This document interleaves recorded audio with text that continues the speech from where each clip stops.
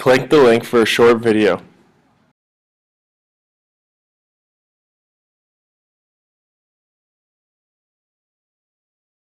Military force is only to be used only if the threat is so immediate and overwhelming that it leaves no chance for deliberation. That is, the threat is going to occur so quickly there is no time to de-escalate the situation and use diplomacy. Instead, action is the only hope for your state's survival.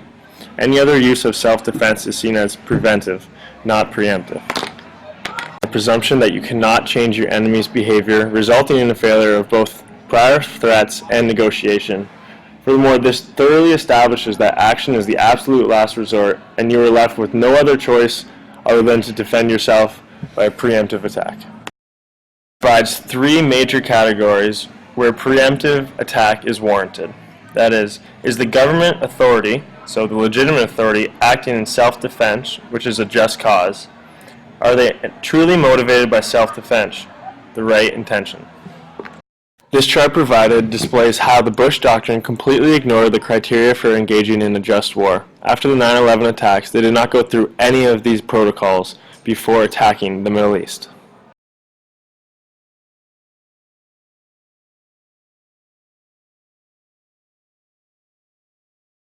Moreover, policymakers are responding to public opinion on what they deem a threat, causing for a preventative war rather than preemptive. This is ethically and morally concerning, as the Democratic majority can impose its beliefs and concerns the minority, who they feel pose a threat. Additionally, in this article, it is stressed that the battlefield and what we deem a conflict is considerably different than what it was in the past, with transnational actors increasingly rising in various states across the world. It is difficult to define a battlefield and define what a threat is. As seen at the video at the beginning of the presentation, the Bush Doctrine has gotten rid of the notion that preemptive war is the last resort. Instead, an emergence of self-anticipatory defense is the new norm in global politics. Policymakers now focus on the last resort as the first resort to tackle ideologies such as terrorism. Overall, fear alone is not criteria by which a preemptive or anticipatory war is allowable. And more we are seeing in the U.S. specifically that they are blurring the line between imminent threat and sufficient threat, the latter being a slippery slope if we continue down this path.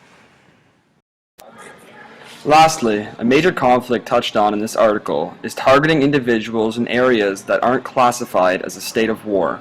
However, this article has shown that the definition of an existing state of war has been erased by the new War on Terror. Preemptive attacks require that the conduct of the attack be proportional, discriminate, and based on the right intentions or of good faith, whereas the Bush Doctrine displays that none of which were taken into account. Instead, the doctrine was based off of the elimination of terrorism and WMDs in bad faith and without discriminate or proportional force. Speaking to reading, preemptive attack is now an obsolete reason for war. With a new form of war revolving around terrorism and ideologies, one cannot simply understand what, when, and where the next imminent threat may be coming from. With no grounds to attack against terrorism, the preemptive attack strategy is just a way to prove that war and conflict is just. Created using Powtoon.